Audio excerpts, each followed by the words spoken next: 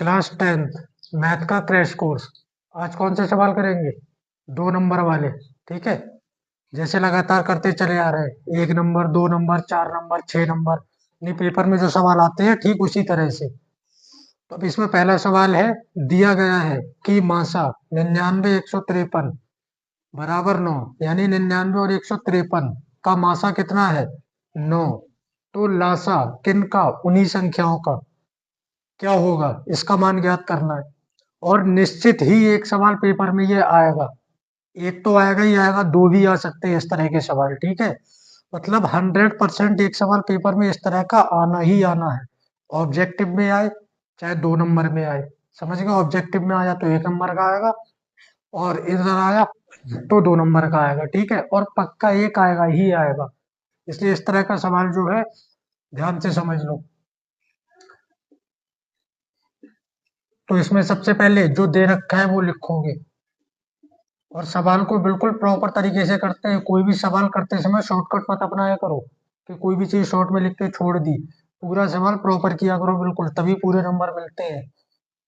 क्या दे रखा है? ये दो संख्याएं हैं। ठीक है, तो पहले तो संख्याएं लिख लो। पहली संख्या कितनी है? 99। और दूसरी संख्या कितनी है? 153। ठीक है, ये दो संख्याएं हैं, और ये 9 जो है इनका क्या है? मासा। और पूछा क्या गया है? लासा, इन्हीं दोनों संख्याओं का।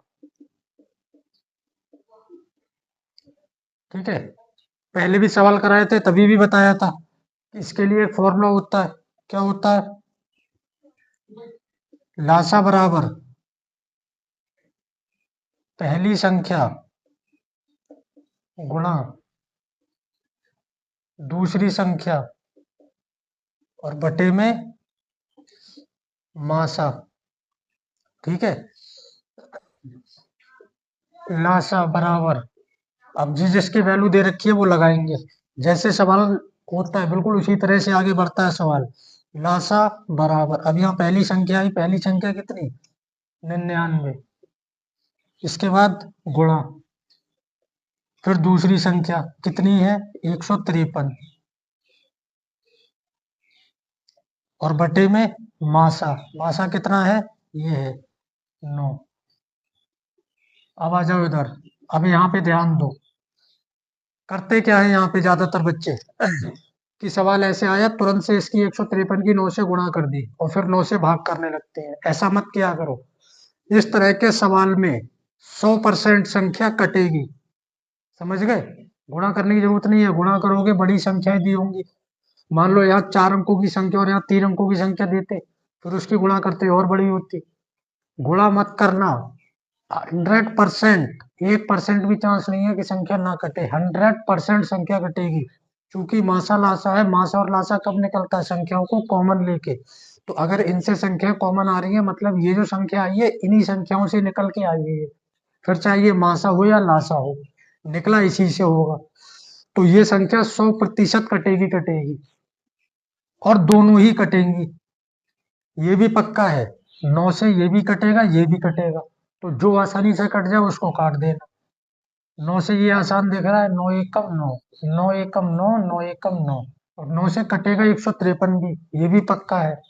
9 एकम 9, 15 में से 9 कटा 6, 6 और 3 63, 9 सत्ते 63।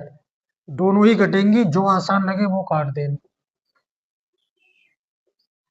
इसके बाद अब गुणा करना, और नीचे संख्या पूरी कटेगी, नीचे कुछ नहीं बचेगा। 100% पूरी संख्या कट जाएगी। अगर एक बार में ना कटे तो 2 बार में काटना, 3 बार में काटना, कटेगी पूरी। 11 तिया 33। इसके बाद कितना हासिल बचा? 3। 11 पंजे 55, 55 और 3 58 के 8 हासिल 5, 11 एकम 11, 11 और 5 16। तो इसका आंसर हो जाएगा 1683। नोट करो इसे।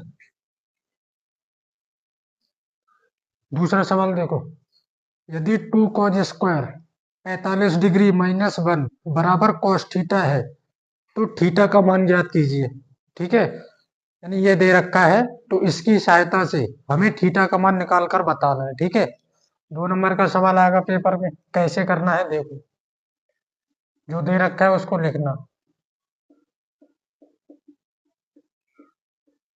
ये दे रखा है, ठीक। यहाँ ये देखना कोड क्या दे रखा है, cos 45। cos 45 की वैल्यू तो पता होती है, तो cos 45 की हम वैल्यू लगाएंगे। इन कंडीशन अगर वैल्यू ना पता हो तब सवाल कुछ दूसरे तरह से होगा। ऐसा सवाल आगे आएगा तो कराया जाएगा, ठीक है। जैसे यहाँ कोई दूसरा एंगल दे रखा हो, दूसरे एंगल से मतलब 55 दे रखा हो। अब 55 की वैल्यू तो नहीं पता होती है, वैल्यू किसकी पता है, 0 की, 30 की, 45 की, 60 की, 90 की। इनके अलावा अगर कोई दूसरा कोड आता है तो फिर वो सवाल कुछ अलग तरह से दिया होगा और वहां हमें तोड़ के करना होगा सवाल के। फिलहाल तो इसको देखो, 2 cos 45 की वैल्यू 1/√2। cos 45 की वैल्यू लगा दी है, स्क्वायर लगा था, ऐसे ही लगा देंगे। बताए ना, सवाल जैसे दिया होता है बस वैसे ही हम करते चले जाते हैं। जिस चीज का जो मान पता होता है वो उसकी जगह लगा के और आगे बढ़ाते चले जाते हैं सवाल। फिर इधर cos थीटा। अब यहाँ दो, ये पॉइंट का मतलब क्या होता है, इनटू। बीज गणित में पॉइंट का मतलब इनटू होता है। 1 का स्क्वायर 1, √2 का स्क्वायर। अंडर रूट में अगर कोई संख्या है और उसका स्क्वायर करेंगे तो स्क्वायर से अंडर रूट हट जाता है, वापस केवल संख्या बचती है, -1। और इधर बराबर में cos थीटा। ये गुणा में है तो ऊपर नीचे संख्याएं कट जाती हैं, यहाँ बचा 1 और इधर -1 cos थीटा। 1 - 1 0, इसको इधर लिखना और 0 को इधर लिखना। अब इसके बाद cos थीटा में ये जो 0 आया है, cos थीटा में 0 कितने की वैल्यू होती है, ठीक है, ये देखना है हमें। तो साइन 0 की कितनी होती है, 0। भी जब टेबल याद करना बताया था तब बताया था कि रिवर्स होता है साइन 0 की 0। तो cos 90 की 0 होगी, क्योंकि cos 90 किधर होगा, इधर। तो ऐसे करके वैल्यू बताई थी याद करने के लिए। 45 की सेम, जो साइन 30 की वो cos 60 की, जो साइन 60 की वो cos 30 की, जो साइन 0 की वो cos 90 की। ये तो बताया। तो अगर साइन 0 की है तो cos में 90 की 0 होगी। तो ये 0 कितने की वैल्यू होगी, cos 90 की। अब cos से cos कैंसिल करना नहीं है, केवल मन में सोचना है। और थीटा का मान कितना निकल के आएगा, 90 डिग्री, ठीक है। नोट करो इसे।